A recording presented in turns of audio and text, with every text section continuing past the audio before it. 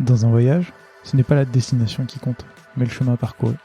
Je suis Gauthier Zimmerman et bienvenue dans Design Journeys. Design Journeys, c'est le podcast qui part à la rencontre des talents du design francophone. À chaque nouvel épisode, je discute avec un ou une designer à propos de son parcours, de son métier et de son quotidien. Mon objectif est de comprendre et de vous partager leur processus créatif, leur méthode de travail et leur façon de se réinventer. Bonne écoute!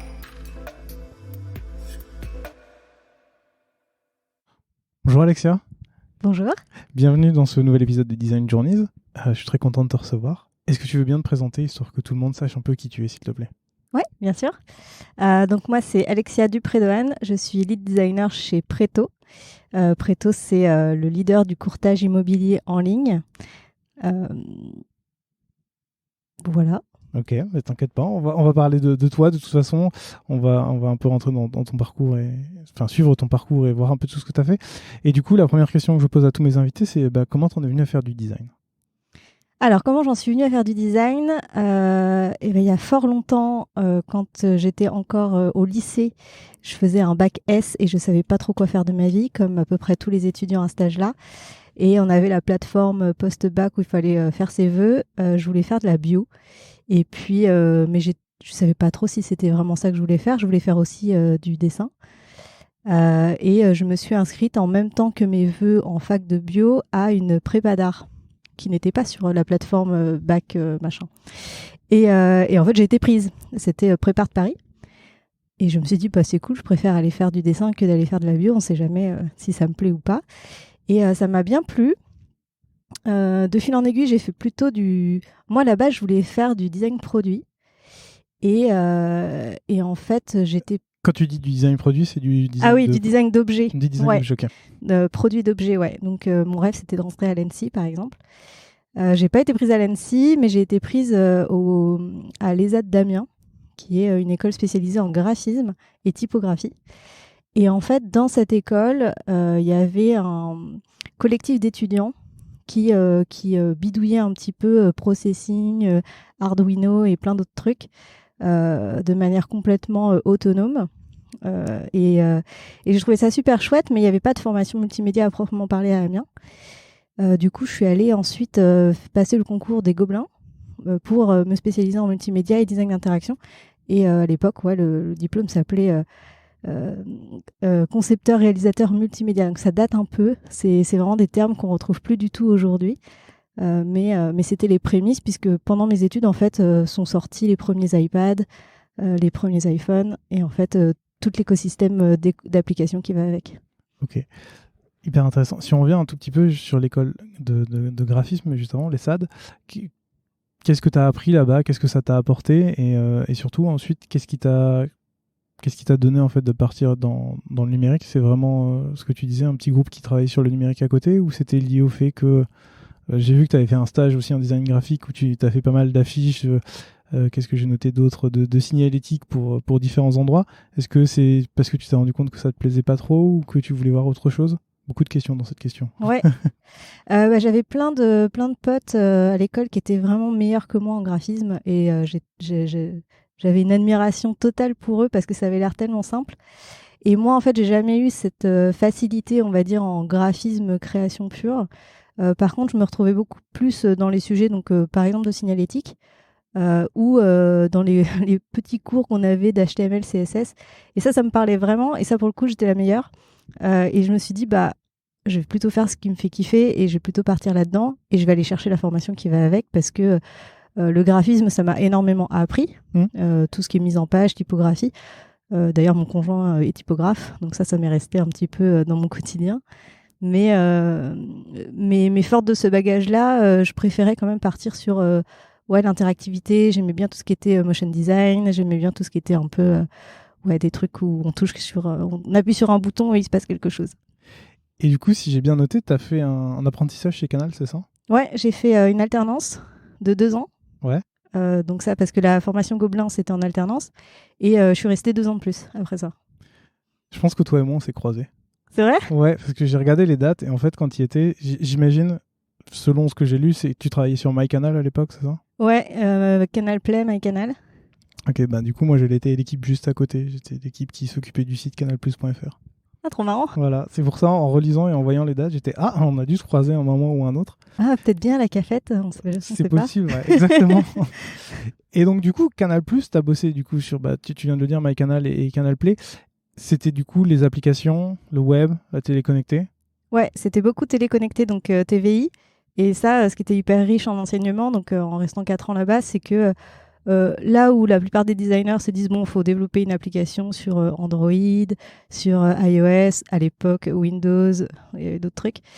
Là, c'était plus vaste que ça encore parce qu'il fallait développer les applications télé sur tous les browsers possibles et imaginables du marché avec toutes les technologies associées et les formats télé aussi associés qui sont aussi vastes que variés et incompréhensibles.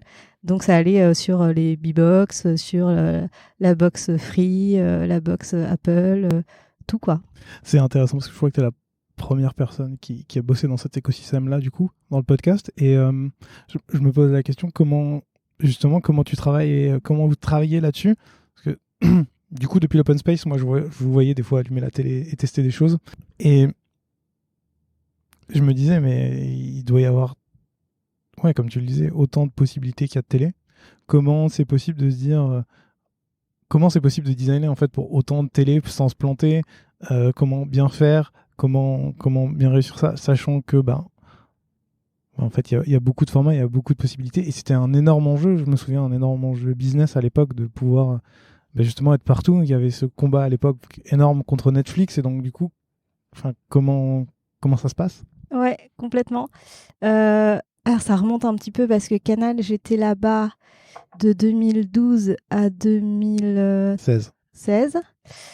Et en fait, à l'époque, Sketch, c'était super nouveau. Puis en plus, Canal, c'est une vieille boîte. Hein, donc, c'était... Moi, j'avais dit, oh, ça vous dit pas, on essaye Sketch? Oh là là, non, non, non. Déjà, on faisait la guerre entre Photoshop et Illustrator, donc on était très, très loin de tout ça. Et en fait, on faisait des cahiers de cotation à l'époque. Un truc de dingue. En gros, à chaque maquette qu'on faisait, on faisait des petites lignes rouges à la main pour dire entre tel titre et tel texte, il y a tant de pixels. Et donc, ça s'appelait des cahiers de cotation qui étaient datés, qui faisaient, je sais pas, moi, 50 pages. C'était un truc de fou à faire. Puis après, un jour, on a découvert que Zeppelin existait, etc. Mais ouais, pour designer sur tous ces browsers, on procédait de la même façon qu'on fait aujourd'hui quand on veut décliner sur Android, quand on est sur iOS ou inversement. On prenait les specs. Généralement, on gardait les typos qui étaient intégrés à l'intérieur de ces box parce que elles embarquaient un certain nombre de typos. Okay. On ne pouvait pas venir les chercher sur le web, c'était embarqué dedans. Donc on prenait la typo qui était dedans et grosso modo, on remplaçait puis on vérifiait. C'était du responsive plus. Mais ça fonctionnait plutôt bien. Je me souviens qu'il y avait des problématiques assez étranges avec certaines box qui avaient des pixels non pas carrés mais rectangulaires. Ça, c'était un truc de fou. Je me souviens plus dans les détails, mais je me souviens que c'était assez passionnant. Et vous pouviez faire des tests utilisateurs avec toutes ces possibilités? Enfin, je veux dire, à un moment, c'est matériellement pas possible de pouvoir aller derrière chaque utilisateur qui a une télé différente pour voir si ça marche ou si ça marche pas? Ouais, à l'époque, on n'en faisait pas. En tout cas, moi, j'en ai pas fait à Canal. Je sais que ça a changé depuis. J'ai gardé contact pas mal avec des collègues là-bas et maintenant, ils ont beaucoup plus intégré la recherche utilisateur. Mais non, à l'époque, on ne le faisait pas trop. On testait nous-mêmes, plus ou moins. On avait les retours. Quand même, on avait les retours utilisateurs. Mais sans plus, à vrai dire. Et il y a une question que je me pose aussi, j'en ai parlé un tout petit peu tout à l'heure, c'est quand on se bat contre Netflix. Je me souviens que l'équipe MyCanal n'était pas si grosse que ça, comparé à tout ce qu'on pouvait voir sur Netflix, c'était tout etc. petit. Hein. Ouais. Le pôle design à l'époque, quand j'y étais, donc ça s'appelait la DEC puis la DED. On faisait plein de jeux de mots avec ça, c'était très drôle. On était 5, je crois. Enfin, c'était tout petit. Ouais, c'est ça. Et on traitait pas que ça, parce qu'on traitait aussi toutes les autres chaînes de Canal, qui sont C8. Ah oui, il y avait tout ça en plus. Ouais. Ah ouais, mais du coup, comment c'était possible de pouvoir gérer tout ça quand tu dis qu'en face, tu as des énormes mastodontes, des énormes concurrents. Et en plus, je sais que la réglementation française sur les médias est un peu compliquée. Donc, à gérer tout ça avec aussi peu de personnes, c'était pas trop dur. Bon, on avait pas mal de chefs de projet quand même qui étaient bien au courant de ce qu'il fallait faire. Et on n'a pas réinventé la roue. Hein. Quand on regarde comment on a créé à la base Canal Play, hein, qui a disparu au profit de MyCanal, c'était une copie de Netflix, plus ou moins. Sortez les photocopieuses. Voilà. Qu'est-ce que tu retiens de cette expérience de 4 ans chez Canal ? L'esprit Canal existe vraiment. C'est pas une légende. Je sais que tous les collègues de l'époque, on a tous une espèce de nostalgie, ceux qui y sont encore ou ceux qui sont partis, on se souvient tous de cette époque-là comme vraiment une époque assez extraordinaire. C'est le seul grand groupe que j'ai fait, mais c'était finalement une ambiance assez peu différente des ambiances start-up que j'ai pu faire derrière. C'était finalement un petit studio à l'intérieur de ce grand Canal+, avec des gens assez brillants et assez jeunes. Et ça m'a appris surtout à pas avoir peur de décliner. Alors ça, c'est clair. Ça fait partie du job et à gagner en efficacité là-dessus, être très méthodique justement pour se dire c'est pas parce que on a tant de plateformes que ça va être la mer à boire. Si on est organisé, ça se fait facilement. Pourquoi être parti du coup ? Je suis partie quand Bolloré a repris les rênes de Canal. Parce que tous les projets étaient à l'arrêt et ça a complètement frisé toute évolution de carrière et tout projet possible. Donc à l'époque, je me dis ça fait 4 ans, c'est mon premier job. Et j'aurais dit texto, moi j'ai pas le temps d'attendre. Ouais. Donc je suis partie pour avoir peut-être plus d'impact et essayer de mettre en pratique tout ce que j'avais appris là-bas. Et donc rejoindre plutôt une start-up pour voir, mettre à l'épreuve mes connaissances en design et voir ce que ça donne. Ce qui t'amène chez Brainit, c'est ça ? Ouais, c'est ça. Est-ce que tu peux nous en dire un peu plus sur ce que c'est que l'entreprise ? Parce que j'ai l'impression qu'entre le moment où toi tu y étais et aujourd'hui, il y a eu une espèce de pivot. Donc j'ai eu un peu du mal à retrouver des infos dessus. Ouais, ça fait longtemps que j'ai pas trop suivi ce qu'ils sont devenus, pour être honnête. Mais à l'époque, c'était une plateforme social media un petit peu où on proposait aux gens d'upvoter pour des idées d'autres consommateurs pour une marque donnée. L'exemple type, c'était toi, t'adores le Nutella, tu trouves que c'est absolument horrible l'opercule du Nutella parce que tu peux pas l'ouvrir sans tout déchiqueter. Alors tu tweets ça plus ou moins sur Brainit parce que il y avait un nombre de caractères limité pour faire des idées très concises.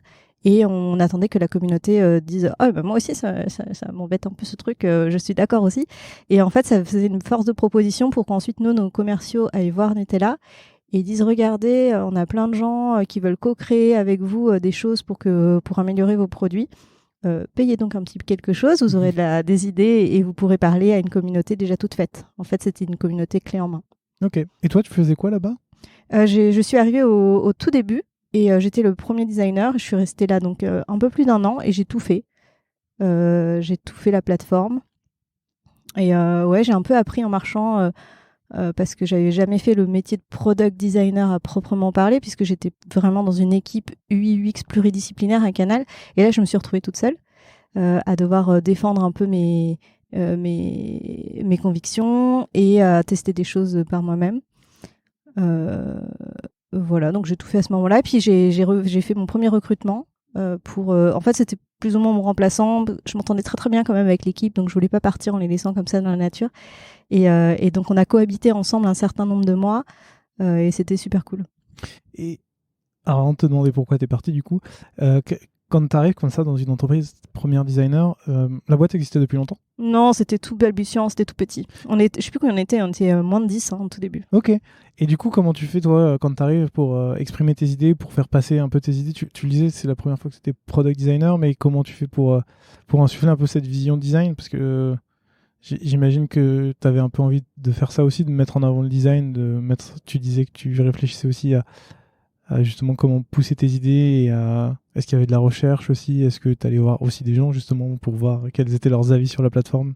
Ouais, complètement. Alors là, j'ai essayé plein de choses chez Brainit, c'était assez sympa.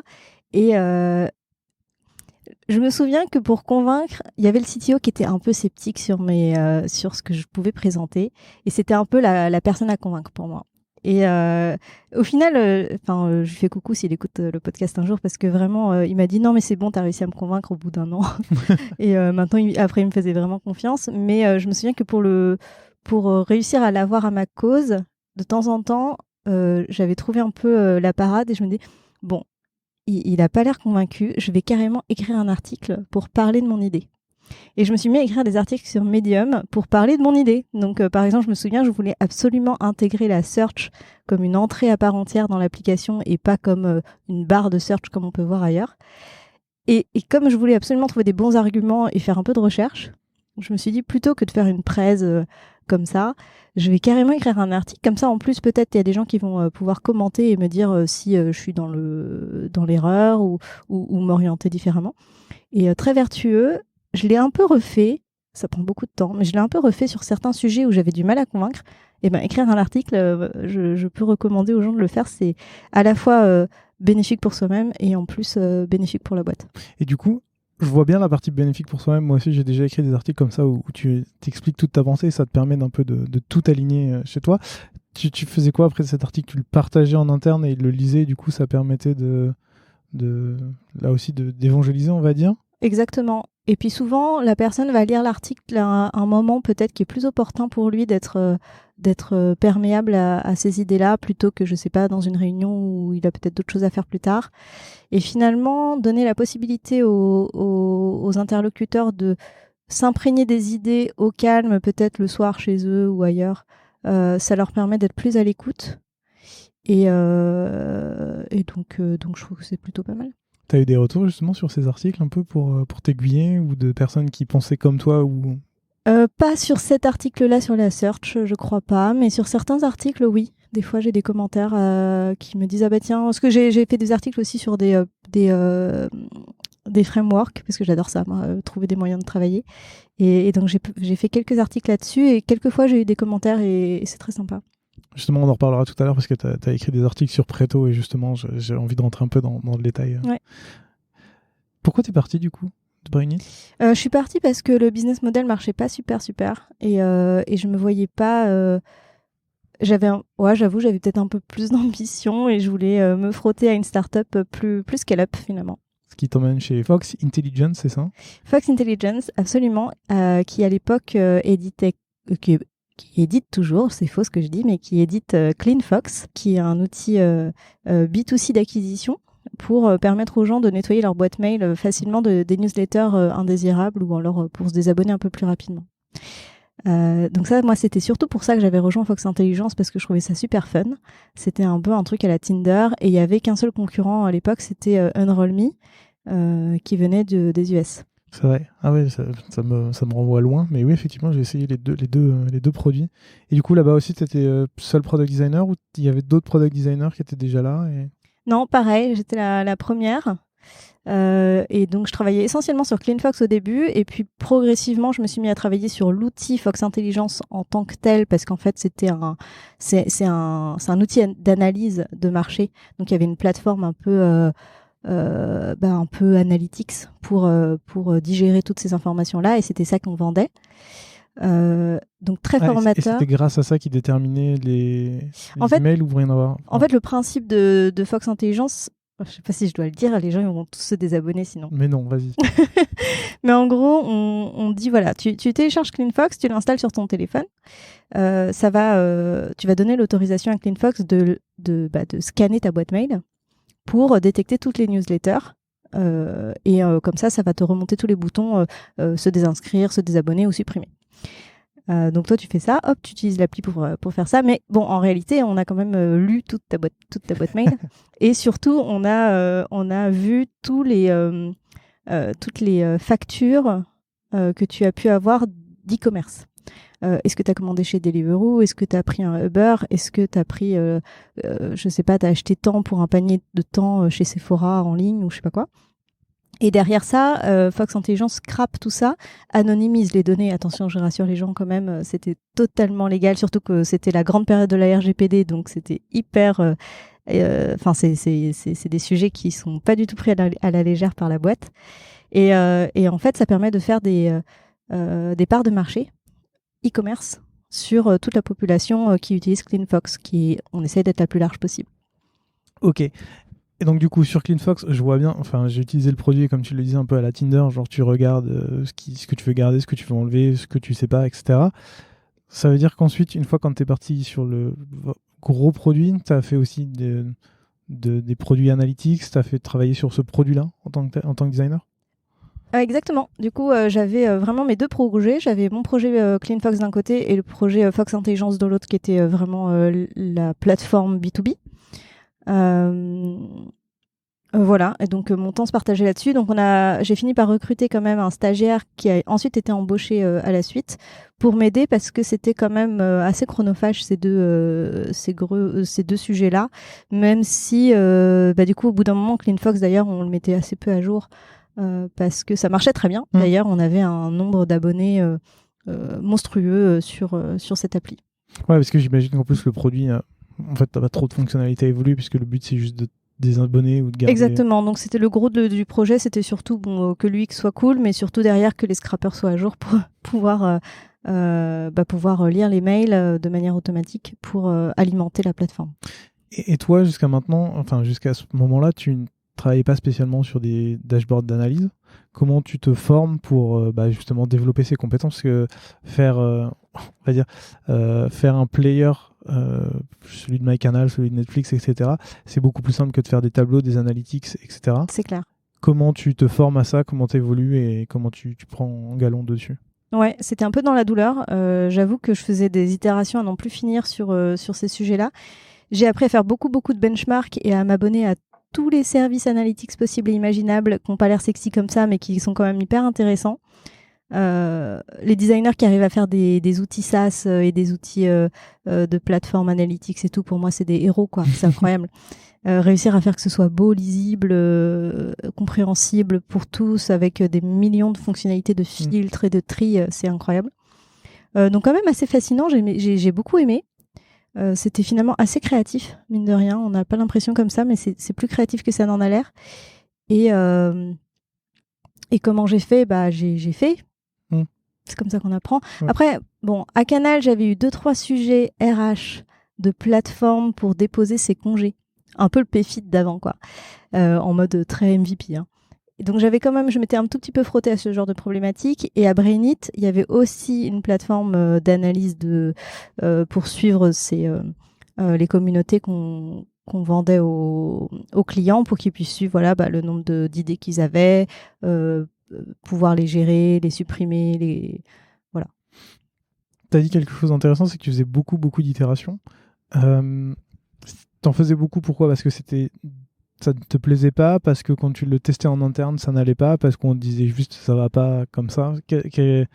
Ça m'intéresse vachement, parce que je sais que c'est un peu dur derrière tout ce qui est partie analytics, de se dire ok, est-ce qu'on met la bonne information, ou est-ce que ça rend vraiment bien, est-ce qu'on sait où cliquer, ce que tu disais tout à l'heure. Quand il y a plein de filtres, plus il y a d'informations, pire c'est. Comment tu t'y prenais en fait? Ouais, les itérations, c'était ça. C'était souvent, ça me plaisait pas. Dès que quelque chose me plaisait, donc pour le coup, je faisais beaucoup plus de tests utilisateurs chez Fox Intelligence. J'en faisais déjà chez CleanFox, avec CleanFox, où on faisait venir des gens. Donc ça, c'était un peu, j'avais envie d'appliquer ça, et justement, je m'étais assez peu frottée à la user research, donc j'avais mis ça en place. Je l'ai fait pour la plateforme B2B, mais c'était assez compliqué parce que je me souviens que le problème principal, c'est que comme c'était une plateforme vendue plutôt high level dans les boîtes, c'était un peu compliqué de dire ça vous va, on fait un focus group avec le CEO de Uber et de Deliveroo. Bon, en gros, c'est jamais arrivé. Mais donc c'était assez compliqué finalement de trouver des testeurs qui rentraient dans la cible. Donc on testait beaucoup en interne et après on faisait tester à des gens pour voir juste si c'était au moins intuitif et compréhensible. Mais c'était quand même compliqué parce que même les termes employés dans la plateforme étaient vraiment particuliers. Moi je me souviens que j'avais appris vraiment beaucoup de jargon à l'époque. Je crois que j'ai tout oublié, mais bon, en tout cas maintenant je sais ce que c'est qu'un panier moyen. Je sais plus ce qu'il y avait d'autre. Il y avait il y avait vraiment plein de choses à connaître. Et sur la user research, tu disais là, que tu as commencé à appliquer certaines méthodes. Là aussi, tu les as apprises en lisant? C'est des choses que tu avais déjà vues avant? Comment tu t'es formé dessus? Alors, en lisant et en allant voir des meet-up, beaucoup. Je me souviens, à l'époque, c'était pas le Covid, j'allais souvent faire des meet-up. Et puis, j'avais plein de potes designers où, en plus, c'était l'occasion de se retrouver. Donc... Donc ouais, c'était d'appliquer ce que j'avais lu quelque part, voir ce que ça donne. Ouais, voir ce que ça donne et puis échouer, recommencer, c'est C'est ça. ça. Qu'est-ce qui fait qu'au bout d'un tout petit peu plus d'1 an, tu as décidé de partir une nouvelle fois? Alors chez Fox Intelligence, ce qui s'est passé, c'est que Gmail avait mis des barrières à l'entrée assez hardcore qui faisaient que pour donner son consentement à CleanFox d'avoir accès à Gmail, et Gmail c'était le gros des utilisateurs, c'était, ça prenait, je crois que j'avais chronométré, mais sans rire, je crois que c'était 5 minutes, en sachant le faire. Enfin, c'était vraiment imbitable. Et moi, j'avais pas envie de faire de la plateforme analytics full time.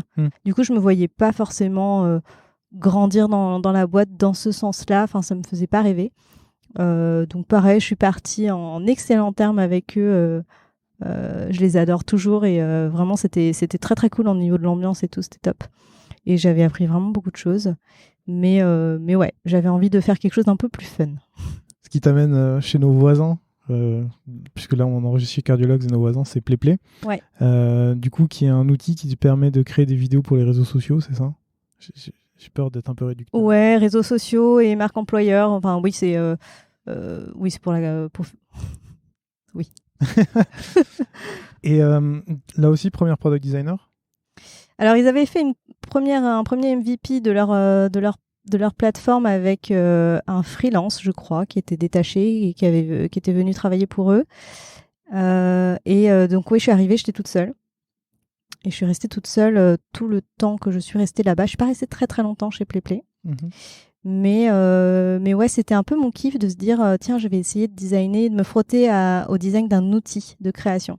Parce que nous, en tant que designer, on utilise plein d'outils. On utilise toute la suite Adobe, on utilise Figma, Sketch, plein d'autres trucs, Canva à la limite, qu'importe.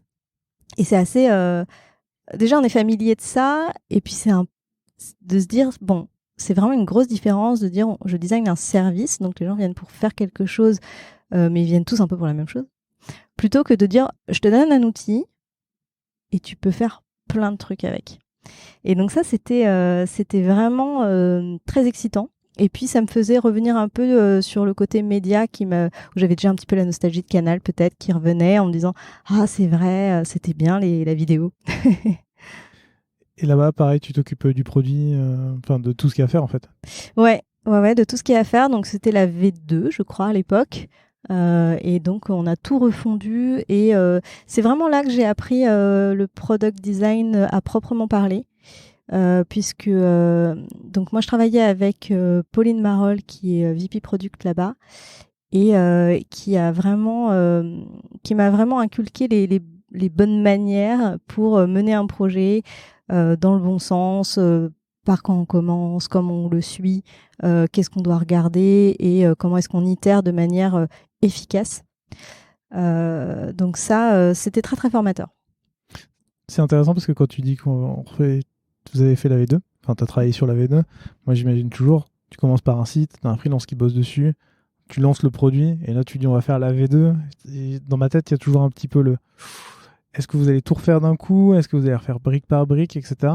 Je trouve ça intéressant d'avoir cette vision PM en plus. Enfin, c'est plus de la gestion de produit, de projet. Comment ça s'est passé du coup? Parce qu'une refonte, ça se fait pas facilement. Est-ce que c'était quelque chose d'assez simple ou comment vous y êtes pris? Ça a été très long parce que entre le moment où je suis arrivée et le moment où je suis partie, ouais, on va dire que ça fait un cycle de refonte. Donc ça a pris 1 an. Et quand je suis partie assez rapidement d'ailleurs, ils sont partis sur une autre version. Okay. Mais ça s'est fait progressivement. Donc il y avait un designer qui avait lâché des maquettes, mais qui n'étaient pas mis en prod. Et mon job, ça a été un petit peu de les reprendre, de les découper en petits bouts pour que ça rentre un peu dans des sprints. Et ensuite d'implémenter au fur et à mesure les fonctionnalités qu'on avait envie d'ajouter. Et ils ont commencé à déployer cette V2 très progressivement sur le parc de clients qui étaient sur la V1. Donc dès qu'ils faisaient, je sais pas, un renouvellement d'abonnement, je crois, ils leur proposaient de passer sur la V2 à ce moment-là. Et puis à un moment, ils ont coupé, mais au bout de longtemps quand même. À un moment, ils ont dit bon bah ça y est, maintenant tout le monde passe sur la V2 parce que c'était quand même beaucoup de choses à maintenir pour les développeurs et pour les commerciaux. Donc ils ont fini par tout basculer sur la V2. T'es resté que 1 an, c'est ça? Je suis restée qu'1 an. Pour quelle raison? J'étais pas tout à fait en adéquation avec la culture d'entreprise de PlayPlay. Donc ça me convenait pas, j'avais pas spécialement d'opportunités d'évolution et j'étais pas tout à fait en accord non plus avec la place du design chez PlayPlay. Donc j'ai préféré aller voir ailleurs pour justement trouver une entreprise qui collerait un peu plus à mes envies et à ma vision du design. Ok, je comprends totalement. Ce qui va nous amener à Preto. Mais juste avant de parler de Preto, j'avais une question. Une de tes passions, ça serait pas l'équitation? Si. Donc, des fois, je le cache parce que les gens disent « Oh là là, encore une nana qui fait du poney. » Oh non, alors ça m'est complètement égal, mais du coup, je te pose la question du coup parce que tu as monté un site qui s'appelle Cabotin, c'est ça, sur lequel tu peux rechercher du coup des spécialistes pour les chevaux, c'est ça, si tu as besoin. Exactement. Je me demandais, du coup, pourquoi tu as décidé de monter ce projet à côté et qu'est-ce que ça t'apporte toi au niveau du design, dans ton métier de designer au quotidien? Ouais.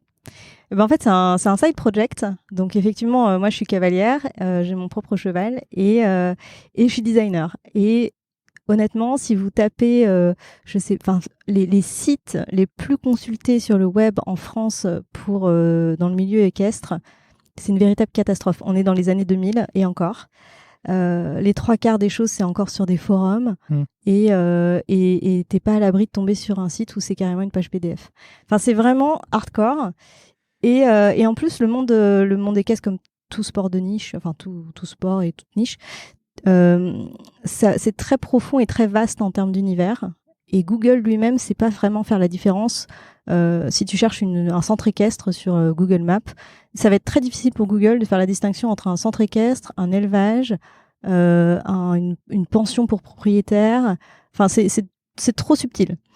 Et donc je me suis dit tiens, c'est vrai que si jamais moi je devais monter une boîte et essayer de dépoussiérer ça, qu'est-ce que je ferais?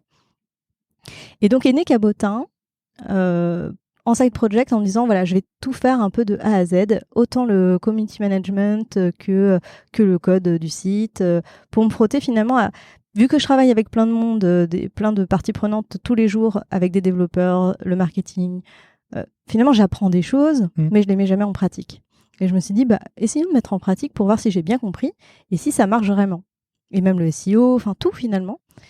Et donc Cabotin, c'est mon terrain de jeu pour expérimenter au maximum tout ce que j'ai pu apprendre ailleurs. Et puis pour me former un peu plus sur le code parce que j'ai pas l'opportunité de faire ça sinon au quotidien. Ok. Qu'est-ce qui fait que... pour quelle raison tu le gardes en side project et pas comme un projet, comme ton principal projet en fait, comme ton métier je le vois un peu là dans ma tête, je l'imagine comme le Doctolib du cheval, tu vois, un petit peu. Qu'est-ce qui fait que... est-ce que c'est trop de niche? Est-ce que c'est pas assez intéressant pour toi? Est-ce que tu veux juste t'éclater à côté? Ouais, en fait, si, à un moment, je me suis dit, est-ce que le business model marcherait? Donc créer le business model, j'ai tout fait, hein. J'ai fait comme une vraie start-upeuse et en fait le business model il est tout pourri. Donc non, c'est absolument pas viable. Okay. Et vu que c'est en plus à destination, en réalité le monde des caisses est un peu particulier parce que l'argent il est pas du côté des professionnels. La plupart des professionnels de ce milieu-là gagnent pas beaucoup de sous. Et l'argent il est plutôt côté propriétaire. Et le business model de Cabotin tel qu'on l'avait imaginé ne permet pas, sans investissement, parce que moi je voulais mettre 0 €, d'amorcer quelque chose pour attaquer ce marché-là. D'accord. Donc aujourd'hui, ça reste quand même un side project que tu continues de faire évoluer à côté? Ouais, là il vivote. Hein. Ça fait 2 ans qu'il vivote un peu, mais il vit tout seul. Il me coûte 0 €. Donc juste l'hébergement du nom de domaine que j'ai acheté 6 €. Donc tout va bien. Enfin, le nom de domaine et l'hébergement un peu plus, mais bon, c'est vraiment pas très coûteux et ça m'apprend tellement que ça les vaut totalement. Très bien. Je comprends ce que tu veux dire sur les side projects du coup. Ça fait 2 ans parce qu'il y a 2 ans, tu es arrivé chez Preto. Tout à fait. Donc du coup, tu l'as dit tout à l'heure, c'est le courtier numéro 1 en ligne pour tout ce qui est prêt immobilier. Ça existe depuis 2017 et toi, tu es arrivé en mars 2020 en tant que senior product designer, c'est ça? C'est ça. Qu'est-ce qui t'a donné envie de rejoindre Preto et dans quel contexte t'arrives et pour faire quelle mission? Ouais.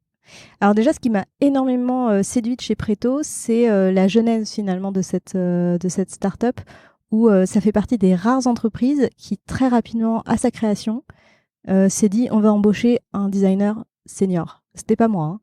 Et c'est super rare parce que la plupart du temps, ils font tout eux-mêmes et puis tout est crasse-pouillou et un jour ils font ah non mais en fait c'est vraiment trop horrible, il faut que quelqu'un répare tout ça et fasse joli.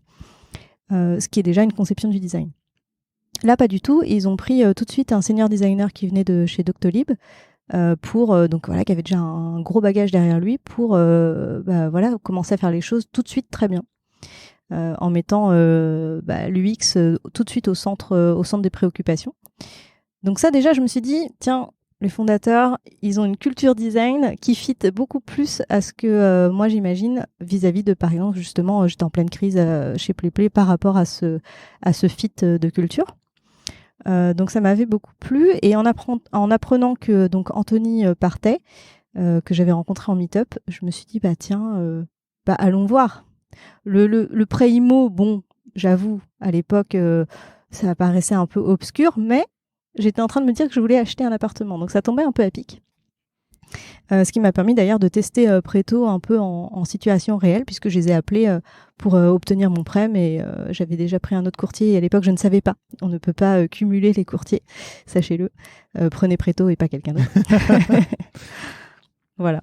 Ok, et du coup, toi, t'arrives pour faire quoi en fait? T'es recruté pour prendre la continuité d'Anthony, c'est ça, et de gérer tout le produit? C'est ça, exactement. Comme Anthony partait, donc il se retrouvait orphelin, et donc j'ai postulé pour reprendre la suite. T'arrives en mars 2020, et si mes souvenirs sont bons, en mars 2020, il se passe un truc. On est tous confinés, plus ou moins, ça arrive. Ouais. Comment tu fais cette prise en main, justement? Tu parles de... T'as de la chance, tu arrives dans une boîte qui a quand même une culture design assez forte, mais comment tu fais toi pour prendre en main à distance justement tout le design d'une boîte à distance sans connaître les gens, Ouais. de loin? C'est un peu compliqué, j'imagine. Ouais, c'est compliqué, mais sans plus. En réalité, ça s'est très bien passé.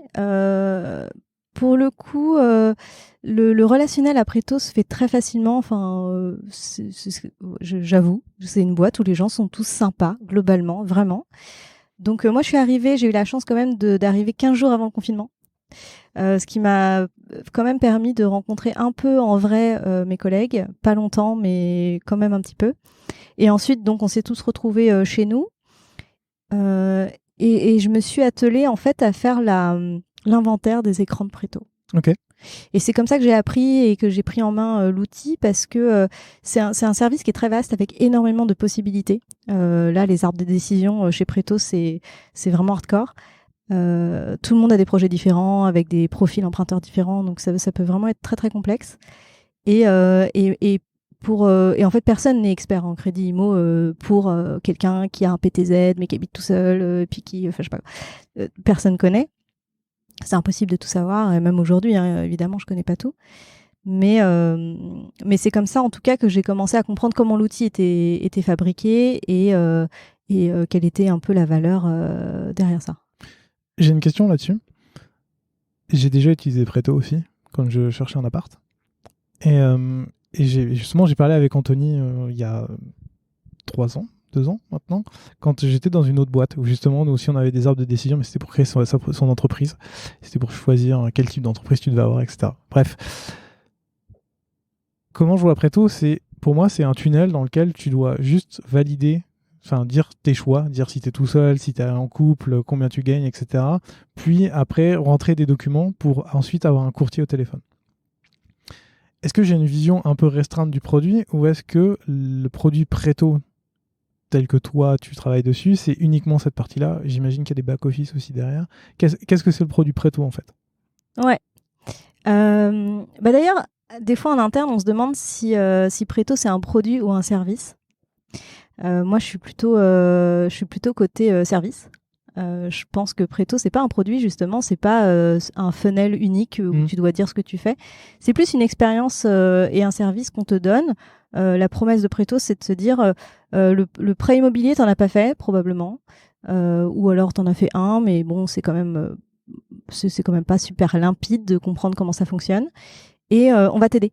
on va t'aider pour pas stresser, on va t'aider pour pas te faire arnaquer, pour te faire des économies et si t'es un petit peu inquiet par rapport est-ce que tout se passe bien, est-ce que j'ai pas loupé des étapes, est-ce que j'ai bien donné tous les documents, nous on est là pour t'accompagner. Donc la promesse de Preto, c'est vraiment de l'accompagnement et de l'expérience. Et on va et finalement le point de départ, donc c'est le simulateur dont tu parles, mais finalement qui est accessible à tout le monde et sans gratuitement et sans inscription même, donc c'est vraiment n'importe qui. Et à la fin de l'expérience, c'est tu reçois ta bouteille de champagne chez toi parce que t'as signé et que t'es en train de faire ta crémaillère. Et donc c'est une expérience. C'est plus ça. Ok. Et on va revenir sur ça après. Mais du coup, toi, t'arrives, tu suis tous ces écrans, donc tu essaies un peu de comprendre comment ça se passe. Qu'est-ce qui se passe ensuite? Est-ce que tu commences à travailler sur des features, à retravailler des expériences qui existent déjà? Qu'est-ce que tu fais? Alors, effectivement, il y avait la prise en main des écrans, du produit, pour le coup, mais donc côté service, il y avait aussi tout ce qui était finalement métier. C'est quoi le métier de courtier? Que font tous ces gens devant leur ordinateur avec leur casque en train d'appeler des gens toute la journée? Donc ça a été aussi très long en apprentissage de comprendre tout le processus commercial aussi qu'il y a derrière ça. Commercial au niveau du client, mais aussi au niveau des banques. Tout ça, c'est une grande machinerie, plus les algorithmes qu'on a nous, puisque donc Preto, une des forces aussi, c'est l'algorithme qu'on a développé qui nous permet de comparer et de mettre en concurrence toutes les banques d'un seul coup. Donc ça, quand même, ça prenait un peu de temps. Alors, je me souviens plus de ta question. C'est savoir un peu ce que tu as fait après au niveau produit ou service, en tant que designer, une fois que tu as compris le produit, une fois que tu as compris comment fonctionnent les gens et comment fonctionne le produit, le service, l'expérience, qu'est-ce que tu fais? Ouais. Alors, quand je suis arrivée, on était en train de créer le pôle produit. Pour le coup, avant que j'arrive, il n'existait pas. Et donc, le pôle produit et le pôle marketing se sont créés au moment de mon arrivée, plus ou moins. Donc, toi, tu es dans quel pôle? Je suis dans le pôle produit. Ok.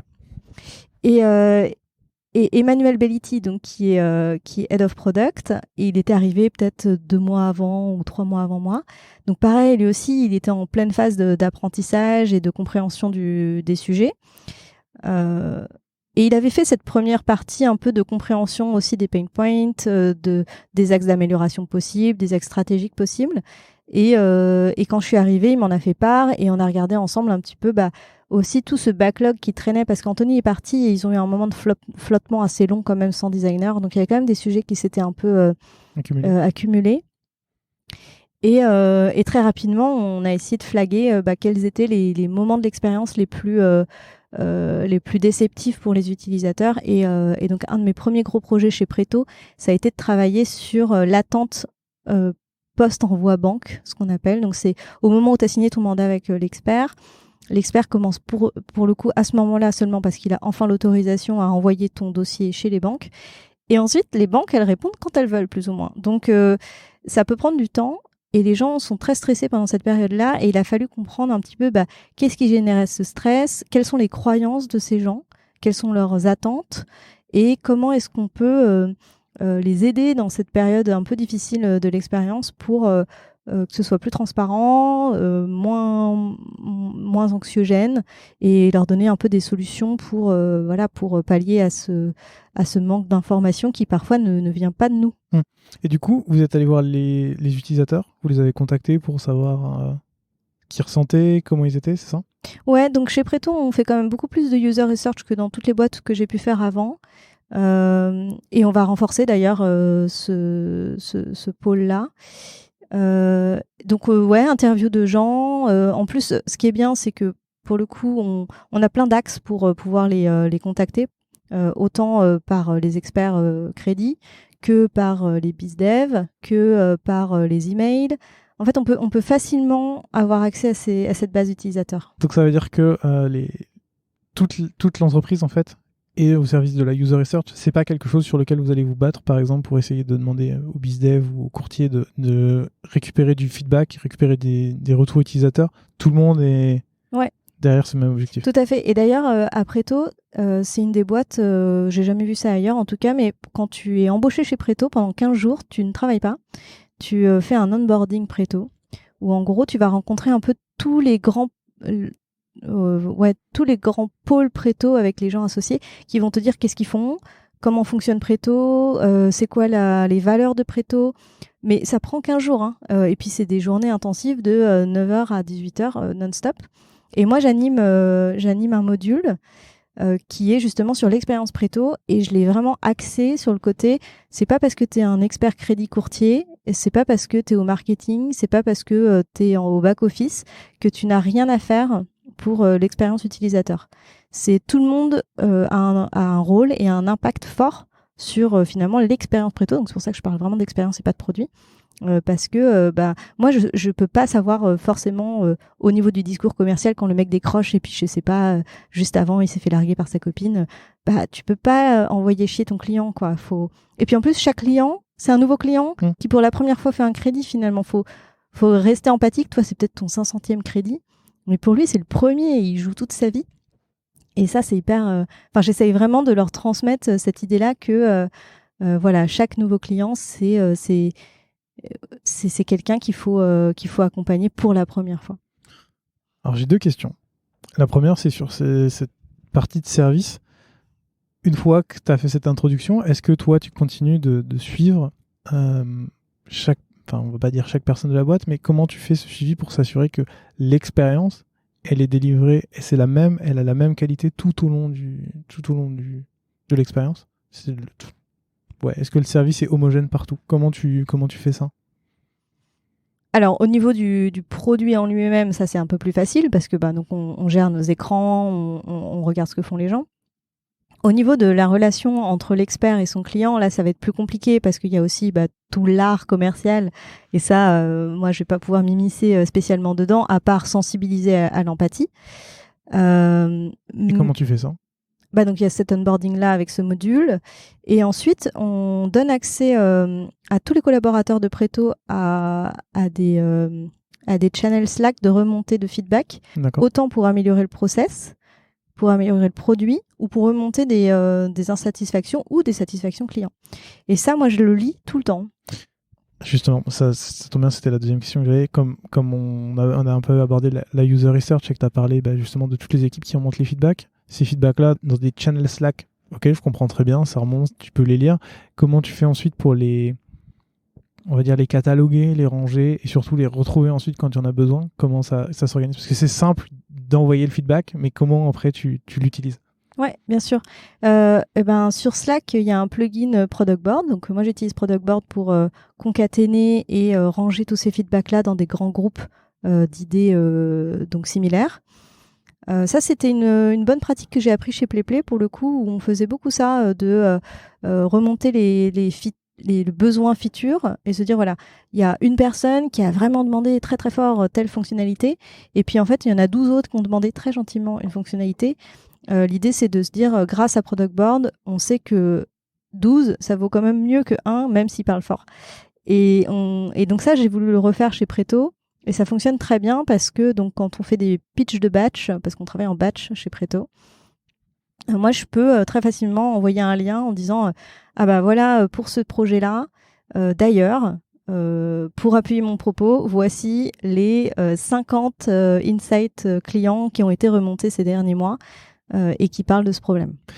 Et comment tu les balances entre des feedbacks qui ont été renvoyés et qui ont été mis sur un channel Slack et des feedbacks qui ont été faits pendant de la recherche utilisateur quand vous parlez avec des clients et où forcément quand c'est un feedback qui est remonté sur Slack, tu as une personne qui a qui a écrit cet avis-là, donc tu as forcément un biais qui est dedans.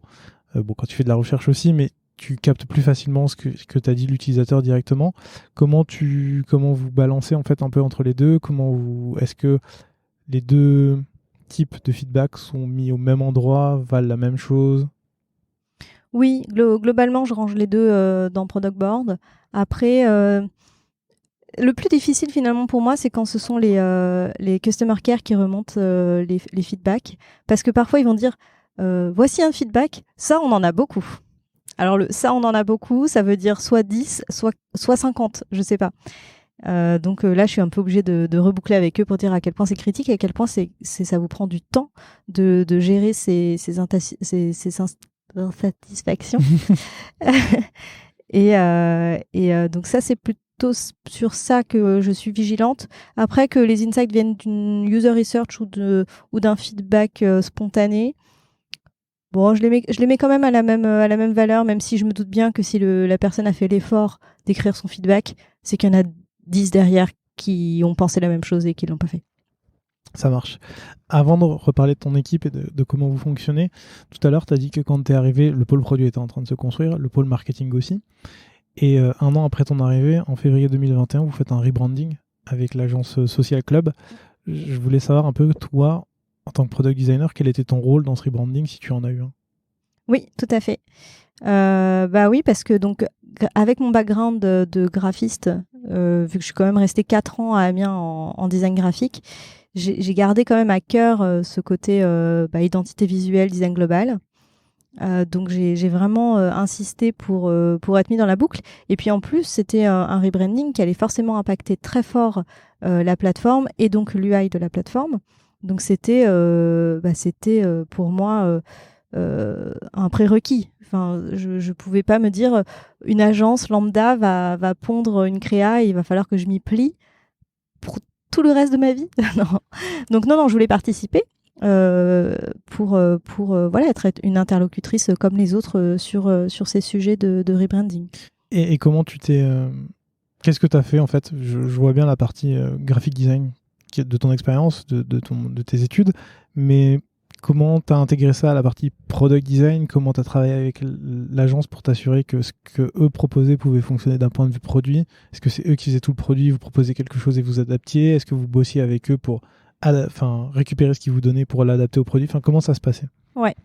Moi, ce que j'ai fait surtout, c'est finalement de cadrer le rebranding pour que ce rebranding-là soit cantonné à la brand, quelque part, pour me laisser une marge de manœuvre suffisante en UI.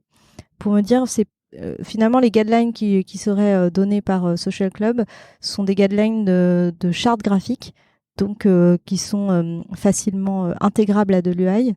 Mais je voulais pas qu'ils nous fassent du UI-kit, par exemple. Ça aurait pas eu de sens.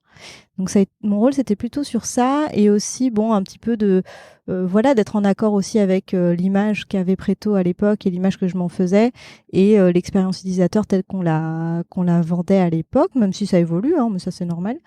Mais c'était de bien comprendre aussi les tenants et les aboutissants, c'était quoi leur recherche, pourquoi ils sont arrivés à ces conclusions-là, pour m'en inspirer potentiellement aussi dans l'expérience produit. Chose qui a été faite, parce qu'on a mis beaucoup l'accent sur ce côté justement zénitude du projet immobilier, donc avec un ton qui est quand même très rassurant, avec un expert attitré qui est un petit peu omniprésent et qui te tient par la main tout au long de ton expérience. J'ai encore plein de questions. La première, c'est que tu parlais de tout ce qui est récupérer les assets de marque pour les intégrer dans le produit. Moi, je l'ai déjà vécu parfois quand une agence propose de nouvelles couleurs, par exemple, elles sont très bien pour une marque, mais elles sont nulles pour un produit. Et par nul, j'entends inadapté. C'est-à-dire l'accessibilité n'est pas la bonne, la couleur ressort pas bien sur un bouton, etc. Comment ça s'est passé avec l'agence aussi? Est-ce que eux ont proposé des couleurs qui ne fitaient pas avec le produit et donc vous avez dû les adapter? Est-ce que vous avez dû vous aligner pour trouver un trade-off entre produit et brand pour avoir tout qui marche bien, ou ça dépend des fois? Comment vous avez fait? C'est une très bonne question et c'est vraiment l'écueil principal. Donc pendant la création, on va dire, de cette charte, il y avait des fois des couleurs où moi tout de suite j'ai dit ça, par contre faudrait ajuster parce que c'est trop clair, donc si on veut écrire avec, on pourra jamais. Ou alors il faut une couleur qui soit plus foncée, qui aille avec celle-ci pour pouvoir écrire du texte, par exemple. Mais en réalité, aujourd'hui, il y a quand même des choses dans ce rebranding qui fonctionnent pas très bien. Pour Preto en termes d'interface. Donc par exemple, on a cette couleur. Déjà on a du vert et du rouge entre guillemets. Donc on s'est clairement tiré une balle dans le pied parce qu'en interface, on a souvent besoin du vert pour dire valider et souvent besoin du rouge pour dire il y a une erreur. Donc déjà avec ça, c'est gros challenge. Mais bon, on y arrive quand même. Moi, j'avais surtout veillé à ce que le contraste soit bon. Dans l'équipe, on a la chance d'avoir des daltoniens, donc ils étaient mis à contribution aussi pour vérifier que ça fonctionnait bien pour eux, également en termes de contraste et de distinction des éléments. Mais effectivement, c'est des choses qui sont très difficiles à anticiper. Quand on voit une charte, on ne peut pas se projeter dans les profondeurs d'un produit avec tous les edge cases possibles dont on aura besoin. Et aujourd'hui, parfois, on est un peu limité à cause de cette charte-là, ce qui fait que le produit en tant que tel, un peu dans ses pages justement profondes, est un peu clair, et très blanc et noir quand même, parce qu'on est parfois bloqué par ces aplats verts. Si on veut mettre un bouton rouge dessus, vert et rouge, ça fonctionne quand même pas super. Et vous essayez pas de créer un espèce de sous-kit, on va dire, sous-kit avec des nouvelles couleurs, ou en tout cas des couleurs dérivées des couleurs existantes pour que ça s'adapte mieux au produit? Alors, on n'a pas osé encore toucher aux couleurs. Moi, j'adore les contraintes, cela dit. Donc, je me suis dit, prenons ces contraintes-là. C'est peut-être des contraintes et peut-être ça nous facilite pas la vie, mais peut-être que ça va nous permettre de trouver des solutions un peu plus créatives, pour le coup, pour réussir un peu à détourner cette charte et se l'approprier peut-être plus fort. Donc, on a réussi pour l'instant à pas introduire de nouvelles couleurs. Donc, plutôt contente, même si des fois, ça nous titille vraiment fort.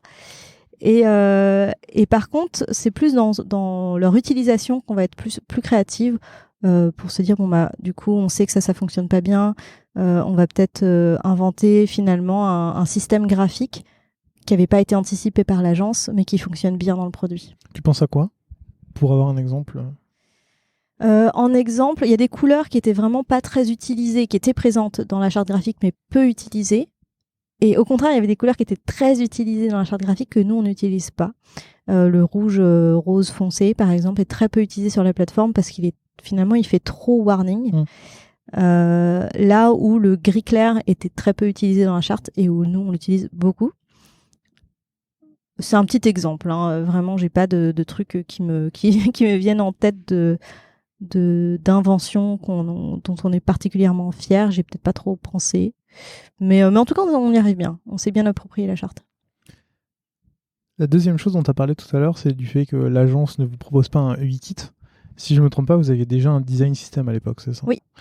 J'imagine que, par rapport à ce qu'on se disait tout à l'heure par rapport à PlayPlay, que la mise en place d'une nouvelle image de marque a été beaucoup plus simple avec un design system que sans.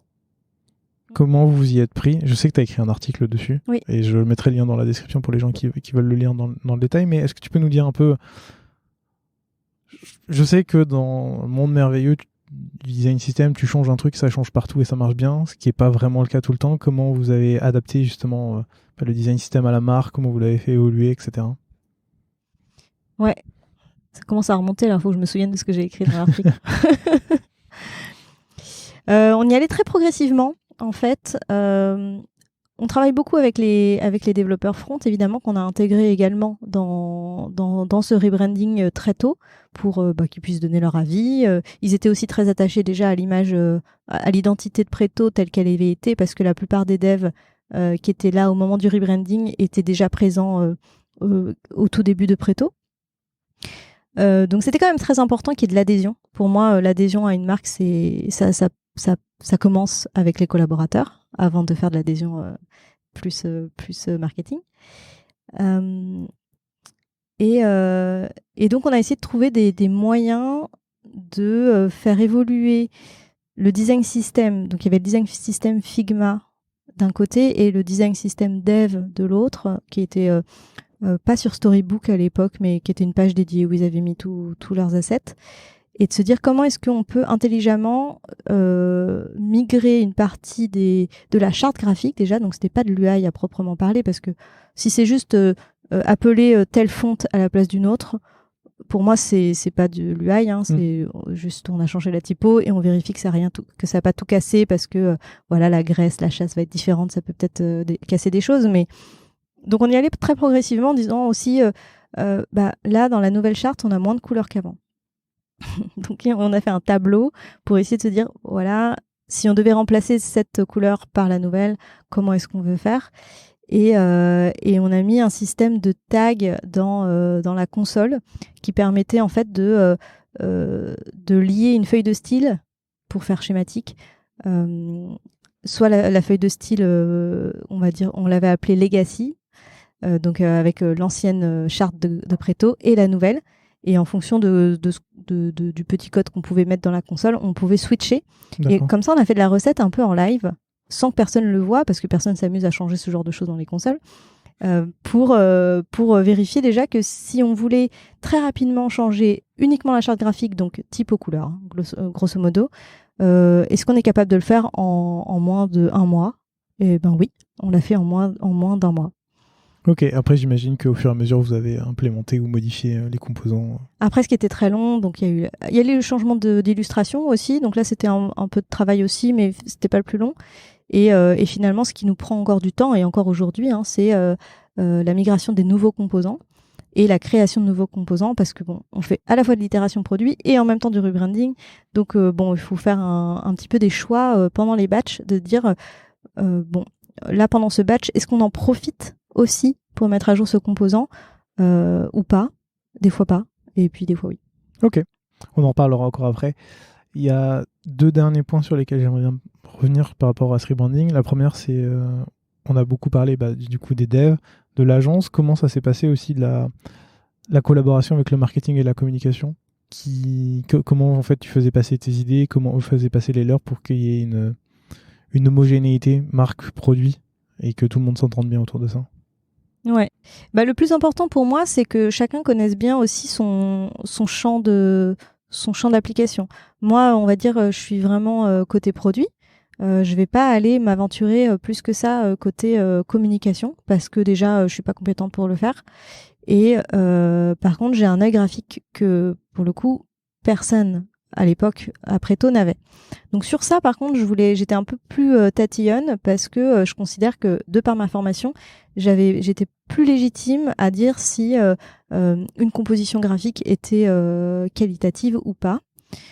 Mais je suis restée là-dessus. Je me dis, voilà, moi je m'occupe de la partie produit UI et de la partie mise en page graphisme à proprement parler. Par contre, tout ce qui est message, positionnement de marque, c'est pas moi. Et ça, une fois que c'est posé, les discussions sont beaucoup plus simples, parce qu'il n'y a pas d'overlap sur les sujets. En parlant de message, tout à l'heure tu parlais aussi de la partie un peu zen, un peu détendue pour rassurer les personnes. Comment vous infusez ça du coup dans le produit? Parce qu'il y a toute une partie writing, content design qui doit être intégrée aussi, j'imagine. Est-ce que là, c'est le marketing et la com qui vous aident sur cette partie-là? Est-ce que vous avez des content designers? Comment vous avez fait? Ouais, aujourd'hui, il n'y a pas du tout de design qui est sur ces problématiques-là. Donc, c'est le marketing qui s'occupe du content et des wordings. Bon, quand c'est des wordings purement liés à une interface, je vais proposer quelque chose, et puis 9 fois sur 10, ça reste comme ça. Mais assez souvent, quand même, on demande l'avis à Marie, qui est en charge de la marque, qui s'occupe de tout ce qui est gestion aussi des personnes qui rédigent les articles, qui font le content. Nous, de notre côté, on n'a pas ça, mais on aimerait bien. Et d'ailleurs, on est en train de recruter un brand designer qui sera rattaché au pôle design, qui est en création, pour justement peut-être épauler à la fois le marketing sur l'UX Writing, mais aussi le produit. Ça marche. Je mettrai l'offre dans la description du podcast, comme ça les Normalement, gens elle est quasiment... Elle est quasiment pourvue. Pourvue, ouais. Bon, ben, je ne mettrai pas je la mettrai pas. Avant justement de parler de ton équipe, tu as parlé des illustrations, qui est le dernier point sur lequel je voulais parler avec toi, qui est là aussi une façon de relier le marketing, la com et le produit, puisque généralement les illustrations sont utilisées partie marketing, côté produit aussi. Comment, qui décide des illustrations? Donc là, j'imagine que pour l'instant, c'est pas un brand designer qui s'en occupe, mais qui le fait, qui a choisi les codes graphiques, comment ils sont implémentés dedans, comment vous faites quand vous devez rajouter des illustrations dans le produit. Plein de questions. Oui, vaste sujet. Pendant le redesign, on a fait le choix de faire appel à un illustrateur reconnu. Donc les illustrations de Préto sont faites par Marc Long. Et alors ça a plein d'avantages et aussi plein d'inconvénients d'avoir fait ça comme choix, puisque la qualité de l'illustration est vraiment très bonne. La contrepartie, c'est que si on veut en rajouter, on peut pas. Donc, on a réussi à négocier dans le contrat avec lui que si on peut faire des petits ajustements, style on sépare un bout de l'illustration et du coup on l'utilise toute seule, ou on ferme les yeux du personnage qui était ouvert, bon, ça c'est autorisé. Mais si on veut créer de toutes pièces une nouvelle illustration, chose qu'on a commencé à faire à un moment donné avec Iris, qui est dans mon équipe, qui a des talents d'illustration, elle arrivait à copier ce style-là, et pour certains besoins c'était assez pratique. Mais en fait on s'est fait retoquer parce que ça fait du plagiat. Ok. Donc on peut pas. Donc peut-être que dans le futur, Tu peux déposer un style. je sais pas trop, mais en tout cas je sais que c'était pas super serein vis-à-vis de l'agent de l'illustrateur. D'accord. De finalement copier son style pour la même pour les mêmes objectifs. D'accord. J'en profiterai dans les liens de l'épisode. Je mettrai 2 épisodes. Un qui est Case Study numéro 1, qui était avec Loïc, qui était Head of Design chez Malte à l'époque, où justement eux aussi avaient fait le choix au moment de leur redesign de partir avec quelqu'un, un professionnel de l'illustration pour avoir un modèle spécifique. Et avec Théo Koff, qui est l'épisode numéro 38, donc celui juste avant le tien, où on parle justement de mettre en place une sorte de recette d'illustration pour justement pouvoir en refaire autant qu'on veut, comme on veut, avec différents illustrateurs. Je pense que ça fait le pont avec ce que tu viens de dire. Carrément. En février 2022, tu deviens design lead, pardon. Ou lead design lead. Oui, je pense qu'il n'y a pas trop de différence dans un sens ou dans l'autre. Ça change quoi par rapport à ton rôle d'avant ? Alors, ce qui change dans mon rôle d'avant, c'est le droit, peut-être, de constituer une équipe. Qui était un petit peu mon rêve d'ailleurs, de pouvoir peut-être reproduire ce que j'avais pu vivre à Canal. Quelque part, la boucle est bouclée. Mais le côté design studio qui existait chez Canal, c'était vraiment quelque chose qui était très plaisant en tant que designer, parce qu'on se retrouvait un petit peu à la frontière avec tous les services possibles et imaginables qui pouvaient avoir besoin de nous. Et on était en contact avec tout le monde. Ce qui nous permettait d'avoir une vision globale, en plus de l'expérience du produit de l'entreprise, assez complète, et ce qui permettait aussi d'améliorer du coup notre vision produit et la conception des services. Donc si je comprends bien par rapport à ce que tu disais tout à l'heure, tu es arrivé, tu étais rattaché au pôle produit, et aujourd'hui vous êtes en train de créer un pôle design qui sera du coup sorti du produit, c'est ça ? Je suis pas sûre. Ok. Je pense que je le garderai dans le produit. Parce que pour moi, alors moi j'ai une vision du produit un peu spécifique, hein, je suis pas sûre que tout le monde le voit comme ça, mais pour moi le produit c'est designer, développeur, data et product manager. Donc peut-être ça fait beaucoup de monde, mais je me dis qu'avec ces 4 corps de métier, on est capable de faire tourner un produit en entier. Ouais. Et du coup, côté brand design, comme a priori ça restera dans le produit, mais que le ou la brand designer devra travailler avec le marketing, ça se situe où dans cette organisation-là ? C'est un pont entre les 2 équipes ? Exactement, c'est un pont, donc ce sera l'interlocuteur privilégié, et ce qui va permettre aussi d'améliorer grandement les interactions avec le marketing, et peut-être être beaucoup plus force de proposition aussi, venir challenger peut-être un peu plus les créations et les demandes de créa, où là aujourd'hui les briefs sont peut-être trop précis, demain de se dire... je peux apporter aussi ma pierre à l'édifice avec une vision créative un peu différente, en s'inspirant aussi peut-être de ce qui est fait dans le produit et dans l'expérience utilisateur et dans les conclusions de user research. Enfin, tout peut être imaginé, et je pense que ça peut être très vertueux d'avoir quelqu'un qui est à la croisée des chemins pour nourrir sa créa. J'ai hâte de voir ce que ça donne, parce que c'est intéressant de voir un peu... Parce que ça dépend beaucoup des équipes, de savoir où tu mets les brand designers, est-ce que c'est côté marketing, côté produit, et après comment tu fais le pont entre les 2 équipes. J'ai hâte de voir ce que ça va donner. Pour qu'on contextualise bien, aujourd'hui, dans ton équipe, vous êtes combien ? Dans l'équipe produit ou dans l'équipe design ? Dans l'équipe design. Alors dans l'équipe ton équipe à toi. Dans l'équipe design, à partir de la semaine prochaine, nous serons 3.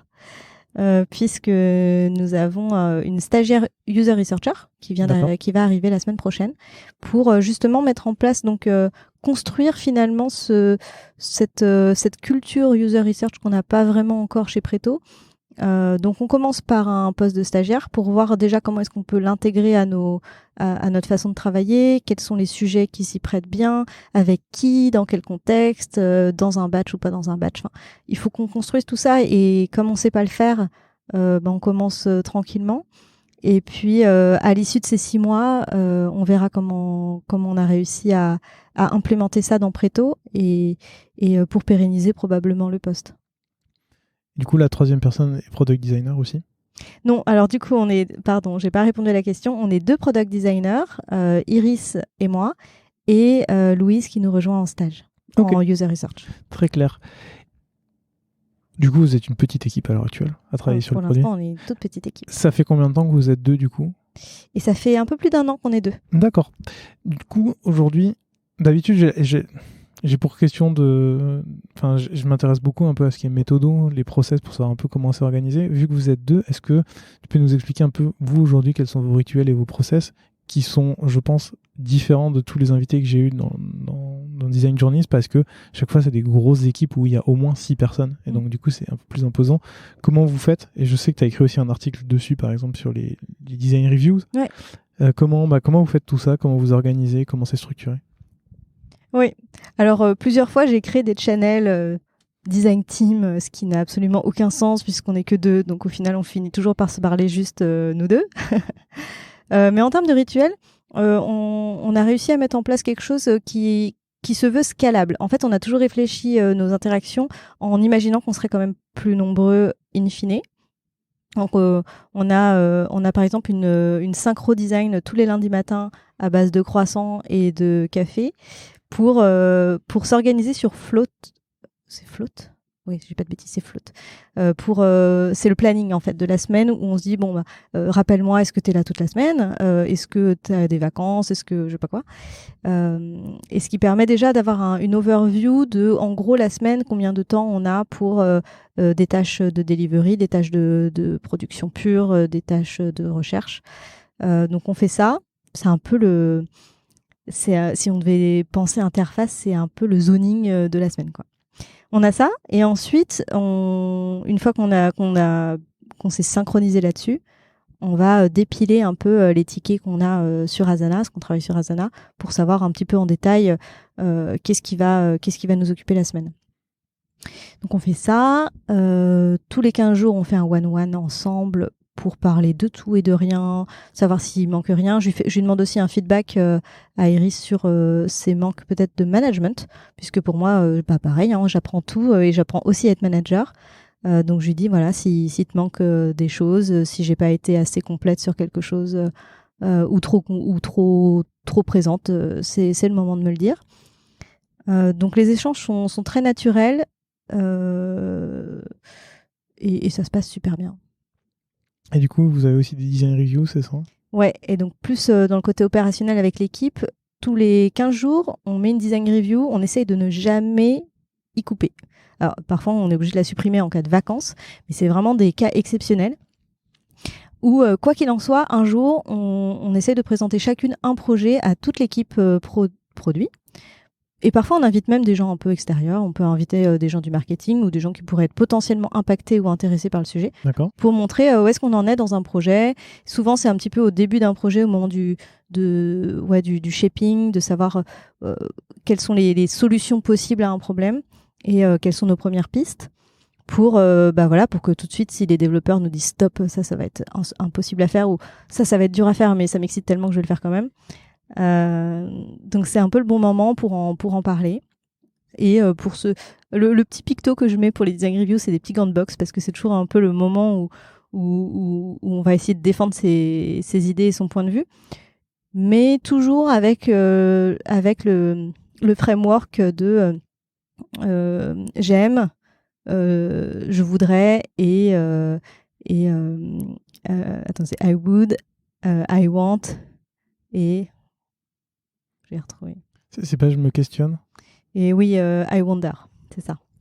Et donc voilà, en fonction j'ai mis en place ça très tôt. Et juste pour bien comprendre, du coup, c'est quoi? Chaque personne va te dire j'aime ça, j'aimerais ça et je me questionne sur tel point, ou... Ils sont pas obligés de répondre à ces 3 questions-là, mais en tout cas, à chaque fois qu'ils font un feedback sur une maquette, ils sont un peu obligés, entre guillemets, de se tenir à ce framework-là. En plus, on fait des design reviews qui peuvent être asynchrones puisqu'on les prépare. Alors dans mon article, je le dis, on le prépare le matin pour l'après-midi. Mais dans les faits, maintenant, on le fait 24 heures avant. D'accord. Donc ça veut dire quoi? Vous préparez les maquettes, vous les envoyez sur Slack? Ouais, Non, sur vous les Slack, envoyez... et on crée un board Notion avec donc ces 3 colonnes, I like, I wonder, I would. Et on dit, voilà, tous les gens qui sont intéressés, n'hésitez pas à aller voir le lien et à remplir le Kanban avec ces 3 questions-là sur les maquettes. Comme ça, même si vous ne pouvez pas participer à la design review, vos tickets seront là, on va les lire et on va pouvoir les discuter. Et ça fonctionne du feu de Dieu. Ok. Et moi, j'ai un souvenir d'avoir tenté ça dans une boîte et en fait, ça devient vite le Far West où c'est à celui qui va faire le plus de remarques, le plus de tickets, qui va parler le plus fort. Comment vous faites pour faire attention à tout ça, pour se dire ah bah c'est pas parce qu'il y a telle personne qui vient là et que je sais pas, le CEO vient et dit en fait ça j'en veux pas, que vous allez dire ok ben comme il a dit non, ben on va pas le faire. Ouais, alors tout le monde n'est pas invité à la design review. Ouais. Déjà. Ouais, mais déjà tout à l'heure quand tu disais qu'il y avait les devs, le produit, puis peut-être d'autres personnes, moi dans ma tête ça fait tout de suite oula, il y a beaucoup trop de monde. C'est vrai. Mais comme je disais au début de l'entretien, ce qui est assez étonnant chez Preto, c'est que tout le monde est super sympa et super respectueux. Ce qui fait que, en vrai, j'ai jamais eu le problème.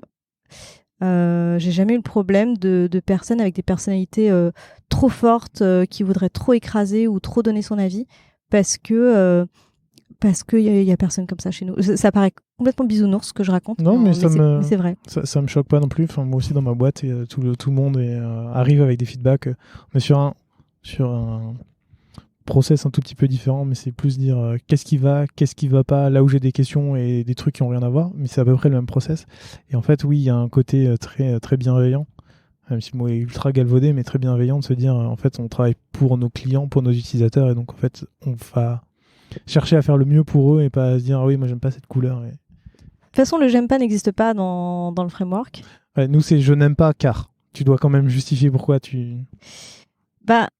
Non, moi je trouve que c'est hyper important parce que quand tu commences ta phrase par je me demande si le rouge est approprié, Ça change de. tu j'aime fais pas. déjà un petit peu l'effort de dire je me demande pourquoi. Pourquoi je me pose cette question. Et tu gagnes du temps. Hyper intéressant. Je l'appliquerai la prochaine fois. Ah, c'est un conseil, moi ça m'a sauvé la vie dans bien des situations.